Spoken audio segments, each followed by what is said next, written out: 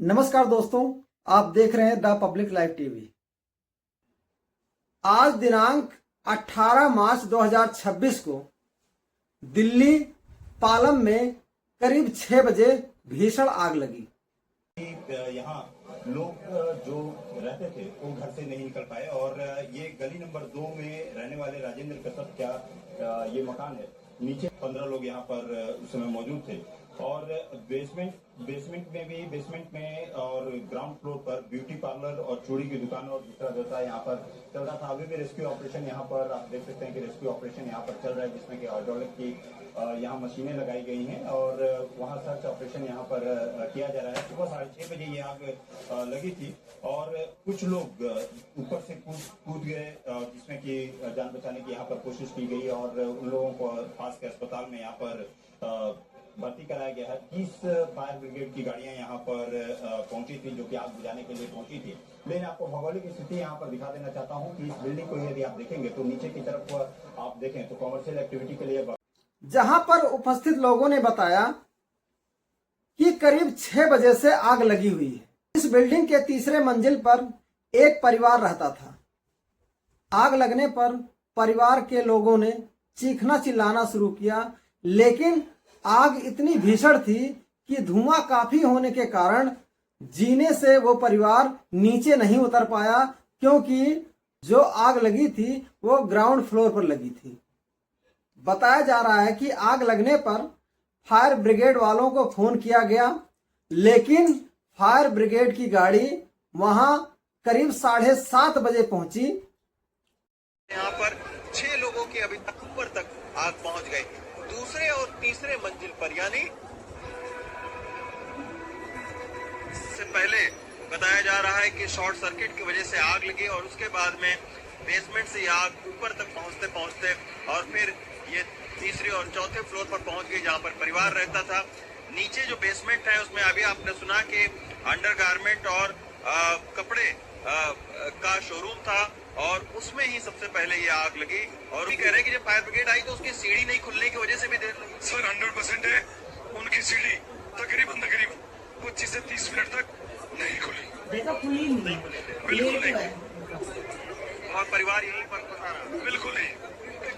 अच्छा, सब यहाँ खड़े थे जो कि बता रहे हैं कि अगर फायर ब्रिगेड की हाइड्रोलिक जो मशीन होती है उसकी सीढ़ी अगर खुल जाती तो हो सकता था 3 से 4 लोगों की जान बच सकती थी, क्योंकि वो लोग तीसरी और चौथी मंजिल पर खड़े थे। एक बच्ची नीचे गिरी। हालांकि आसपास के लोग बता रहे थे कि बचाने के लिए उन्होंने, बहुत ही दर्दनाक वाकया है कि सादनगर बाजार की एक बड़ी से दुकान में और मकान में आग लगने से 9 लोगों की मौत हो गई, 3 लोग अभी भी घायल हैं।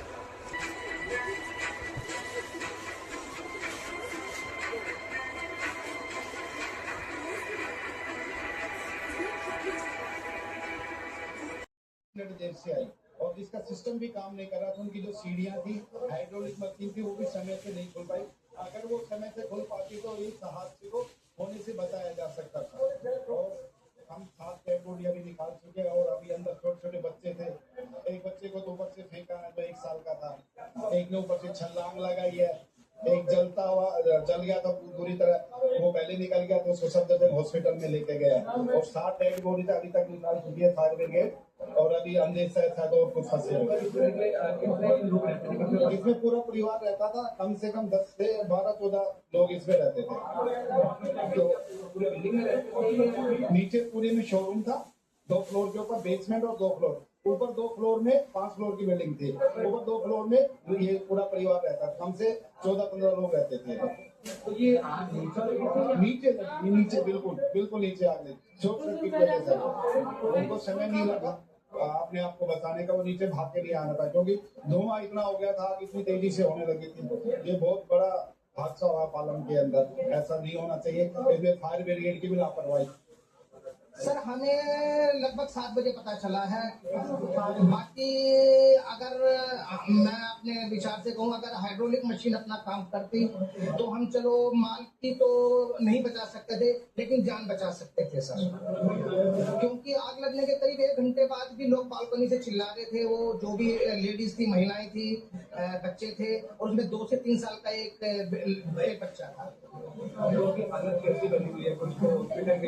सब 3 लोगों को हॉस्पिटल लेके गए, मतलब लेकर सभी को गए। 7 लोगों को तो स्ट्रेचर पे लेके गए, 3 लोगों को पहले। लगभग मेरे बेटे ने, जब मेरे को जो कॉलेज जाता है, उसने कॉल करा इनके यहाँ से कि इनके ऊपर आग लग रही थी। उस टाइम यहाँ पर कोई था नहीं। बालकनी के पास उस परिवार के लोग चीख चिल्ला रहे हैं और जनता उस परिवार को बचाने के लिए काफी चिल्ला रही है, लेकिन फायर ब्रिगेड की गाड़ी वहां करीब 7:30 बजे पहुंचती है।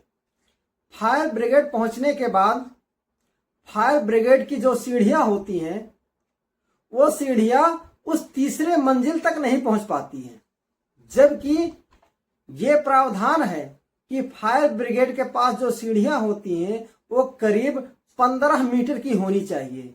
इसके बावजूद भी फायर ब्रिगेड की जो सीढ़ी होती है वो तीसरे मंजिल तक नहीं पहुंच पाती।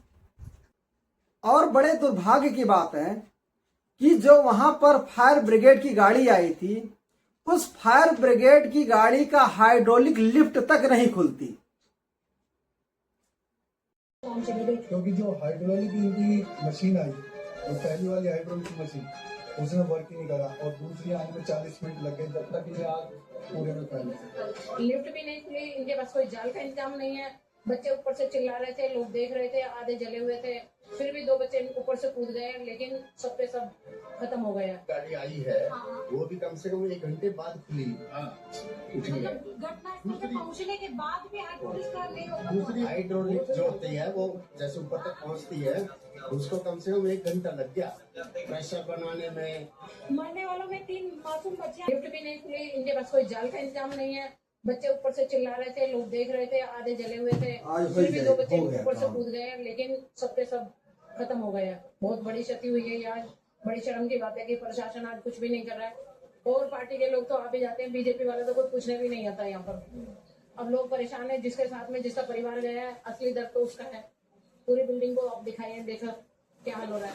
अगर प्रशासन सही से काम करता, अगर फायर ब्रिगेड की गाड़ी टाइम से आ जाती, आने के बाद भी लिफ्ट खुल जाती और उन पर पानी डाला जाता, तो कम से कम जलने की कुछ क्षति हो जाती। उनका कहना है कि रास्ते में गाड़ियां लगी रहती हैं, रोड ऐसा कुछ नहीं है। रोड देख सकते हैं कितना चौड़ा रोड है। अभी तो आई है 3 गाड़ियां, 2 गाड़ी यहाँ पर आई है 7:30 बजे, उनकी लिफ्ट नहीं खुली है। तो क्या जंग लगा हुआ है इन पर? पानी का इंतजाम क्यों नहीं है? पानी का जब भी फोन करते हैं, अभी पानी भर रहे हैं, पानी भर के रखना चाहिए इनको पता नहीं है कि आग लग रही है तो क्या होगा इसका। बहुत ही शर्म की बात है। कितनी गाड़ियां पूरा बच जाता परिवार। पूरी दमकल विभाग ये लिफ्ट खुला ही नहीं, इसको नहीं खुला जी, नहीं तो ये पूरा परिवार बच जाता। तो कहीं ना कहीं जनता में तो आक्रोश होगा। देख लीजिए, आपके सामने में जनता, ये आपके सामने में, ये पब्लिक जितनी भी है, जनता सब आपके सामने में है। ये तो बहुत बड़ा हादसा हुआ है, लापरवाही हुई है इनकी। अगर ये खराब था तो दूसरी लानी चाहिए, पहले देख चेक करके लानी चाहिए ना भाई। अगर नहीं, ये लिफ्ट जो गई है इसी के वजह से, तो अगर ये पहले अगर जैसे आई, अगर ये खुल जाती तो बच जाते, बहुत सारे बच जाते। उसको कम से कम 1 घंटा लग गया प्रेशर बनाने में। टाइम लग रहा है जी। ये तारे अड़ी हुई थी। जब तारे अड़ी हुई है तो वो आगे कैसे आए, क्योंकि गाड़ी ऊंची है, उससे भी बहुत बड़ी दिक्कत आई है। ये जो आपके सामने जा रही है, ये तो खराब है, ये तो खराब पड़ी हुई थी। अगर ये हादसा, अगर ये खुल जाती तो बच जाते। क्या पूरा घटनाक्रम हुआ था एक बार? जब मैं आया तो यहाँ पे आग लगी हुई थी, और फायर फाइटर यहाँ पे बजे की घटना रही होगी? 6:42-40 पे आ गया था मैं यहाँ पे, तब यहाँ पे। हाँ, तब तक ये मतलब आग में मतलब काफी फैल चुकी थी नीचे से ऊपर की तरफ, और वो 2nd फ्लोर पे सब चिल्ला रहे थे बचाने के लिए। एक बच्चा था उनके हाथ में, मैंने उसको बोला भी ये गिर जाएगा, इसको पीछे कर लो, तो उन्होंने इशारे से बताया अंदर धुआं है, सांस नहीं आ रही है। उसने अपनी बनियान में भी उस बच्चे को अंदर छुपाने की कोशिश की। उसके बाद में धुआं बढ़ता गया, वो बच्चा लेके खड़ा था, वो कैसे गिरा, धुआं में कुछ नजर नहीं आ रहा था। वो बच्चा जब नीचे वायर से टकराया, नीचे हाइड्रा के पास गिरा, तब पता लगा, लोगों ने बोला बच्चा। हाँ, बस यही है। और बता रहे कि हाइड्रो मशीन खुल नहीं रही। हाँ खुल नहीं रही थी मैम, जो पहले और देखते ही देखते उस परिवार का सारा परिवार उस एम्बुलेंस के सामने, उस फायर ब्रिगेड के सामने, उस पुलिस वालों के सामने और हजारों जनता के सामने उसका पूरा परिवार जलकर वहां पर मर जाता है। उस परिवार का 3 सदस्य उस तीसरी मंजिल से कूदता है, जिसमें से एक 6 महीने की बच्ची है जिसको ऊपर से फेंका जाता है, और एक नौजवान बालक होता है जो ऊपर से कूदता है, नीचे गिरने पर उसके सर में चोट आ जाती है, और एक सदस्य और कूदता है। उनको हॉस्पिटल में भर्ती कराया गया है और उस परिवार के 9 सदस्य उस तीसरी मंजिल पर जलकर वहीं पर मर जाते हैं।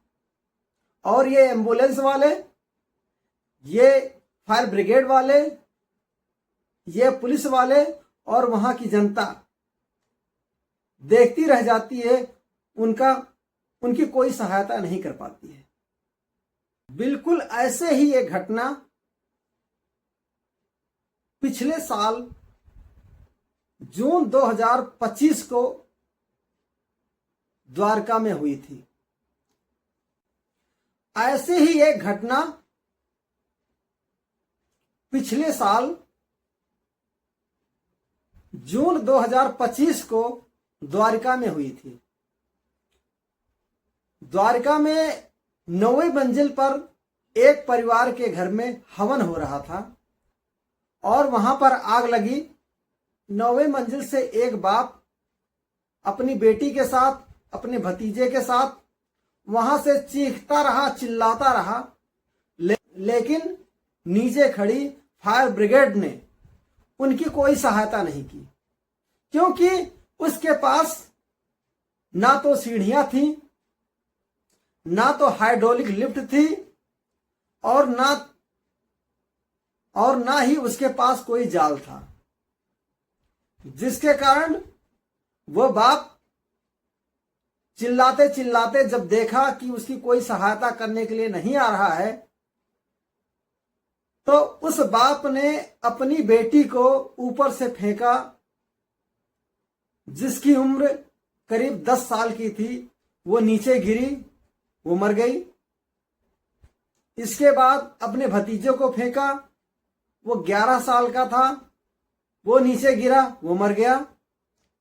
इसके बाद वो खुद 35 साल का था, वो वहां से छलांग लगा के कूदा, वो नीचे गिरा, वो खुद मर गया।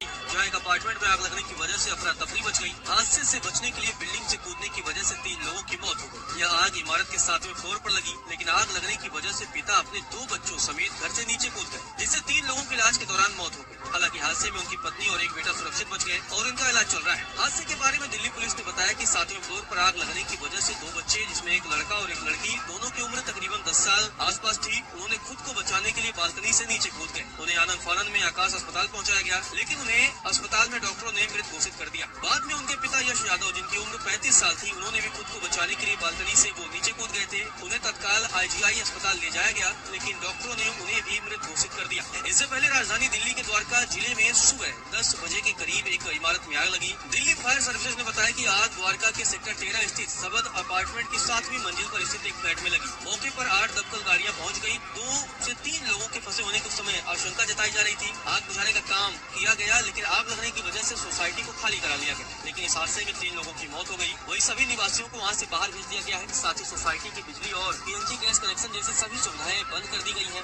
आग लगने के बाद बिल्डिंग की मजबूती और स्थिति का आकलन करने के लिए DDA और MCD को सूचित भी कर दिया गया है। लेकिन अब बड़ी खबर यही है कि इस हादसे में 3 लोगों की मौत हो गई है, जिसमें 2 बच्चे शामिल हैं।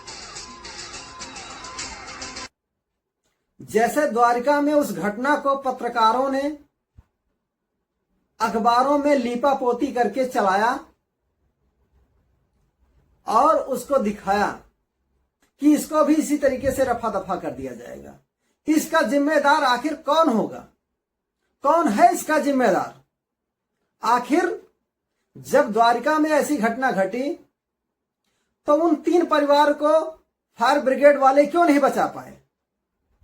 वैसे ही जब पालम में यह घटना घटी और फायर ब्रिगेड वालों को जब फोन कर दिया गया, तो जो समय करीब 10 और 15 मिनट के अंदर जिस फायर ब्रिगेड को पहुंचना चाहिए, वो फायर ब्रिगेड करीब 1-1.5 घंटा क्यों लगा दिया? वो टाइम से क्यों नहीं पहुंची? अगर वो पहुंची तो उसके पास सीढ़ियां क्यों नहीं थी? अगर वो पहुंची तो ऐसा क्या कारण हुआ कि जो उसके पास लिफ्ट थी वो क्यों नहीं खुली? वो लिफ्ट काम नहीं कर रही थी, या जो फायर ब्रिगेड के साथ जाने वाले वर्कर थे, काम करने वाले थे, उनको खोलना नहीं आता था? आखिर इसका जिम्मेदार कौन है? अगर वो ये दोनों काम नहीं कर रहा था तो उनके पास जो जाल होता है वो जाल क्यों नहीं था कि जो उस पीड़ित परिवार को बचाया जा सके? आखिर इसका जिम्मेदार कौन होगा? इसका जिम्मेदार वो सभी मीडिया वाले हैं, वो सभी अखबार वाले हैं जो सच्ची घटना को झूठी घटना बता करके उसमें लीपा पोती करके उसको दिखाया जाता है और जनता को गुमराह किया जाता है। इसका जिम्मेदार वो सब अधिकारी कर्मचारी है जो ऐसी घटना होने के बावजूद भी, ऐसी लापरवाही होने के बावजूद भी उन पर कोई कार्रवाई नहीं करता, उन पर कोई एक्शन नहीं लिया जाता। ऐसी घटना का वो सभी सांसद विधायक जिम्मेदार हैं जो संज्ञान नहीं लेते, उस पर कोई कार्रवाई नहीं करते। और इस घटना का वो मुख्यमंत्री और प्रधानमंत्री जिम्मेदार हैं जो हिंदू मुस्लिम करने के लिए तो उनके पास टाइम है, वो हिंदू मुस्लिम करने के लिए वो तो सामने आते हैं, लेकिन जब कोई ऐसी घटना हो जाती है तो वो उस पर एक टिप्पणी तक नहीं करते और ना तो उस पर कोई एक्शन लिया जाता है। ऐसी घटना के वो सभी मुख्यमंत्री और प्रधानमंत्री जिम्मेदार हैं जो ऐसी घटना होने के बावजूद वो इन कर्मचारियों पर कोई एक्शन नहीं लेते। तो मैं मुख्यमंत्री, प्रधानमंत्री और अधिकारियों से, कर्मचारियों से ये निवेदन करता हूं कि ऐसी घटनाओं के ऊपर वो संज्ञान लें और जो इस घटना के प्रति जो लापरवाही की गई है, जिसके कारण ये लापरवाही हुई है, उन पर एक्शन लिया जाए और उनके ऊपर कार्रवाई की जाए।